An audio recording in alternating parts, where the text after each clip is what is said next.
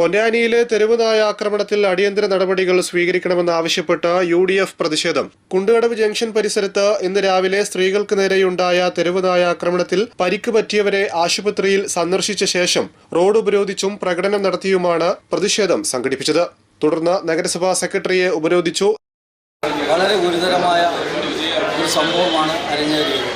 പൊന്നാനി കുണ്ടുകടവ് ജംഗ്ഷനിലും തെരുവുനായ ആക്രമണം മൂലം 7ഓളം പേരെയാണ് പൊന്നാനി താലൂക്ക് ഗവൺമെൻറ് ആശുപത്രിയിൽ അഡ്മിറ്റ് ചെയ്തിട്ടുള്ളത്. തെരുവുനായ ശല്യം പൊന്നാനിയിൽ അതിരൂക്ഷമായിക്കൊണ്ടിരിക്കുകയാണ്. ഓരോ ദിവസവും പൊന്നാനി ഗവൺമെൻറ് ഹോസ്പിറ്റലിൽ 4-5 കേസുകളാണ് റിപ്പോർട്ട് ചെയ്യപ്പെടുന്നത്. ദിവസേനയുണ്ട് എന്നാണ് മെഡിക്കൽ സൂപ്രണ്ട് പറഞ്ഞത്. ഇതിനെതിരെ ശക്തമായ ഒരു പ്രതിഷേധമാണ് ഇന്ന് UDFിൻ്റെ നേതൃത്വത്തിൽ ഇവിടെ നടന്നത്. ഇപ്പോൾ സെക്രട്ടറിയെ UDF ഉപരോധിച്ചു. അടിയന്തര നടപടി എടുക്കാനുള്ള സാഹചര്യം ഉണ്ടാക്കണം. ഈ തെരുവ് നായ്ക്കളെ പിടിച്ചു കെട്ടാൻ, അവരെ ഷെൽട്ടറിലേക്ക് മാറ്റാനുള്ള ഒരു നടപടി മുനിസിപ്പൽ ഭരണകൂടത്തിൻ്റെ ഭാഗത്ത് ഉണ്ടാകണം എന്നാണ് ഞങ്ങൾ ആവശ്യപ്പെട്ടുള്ളത്.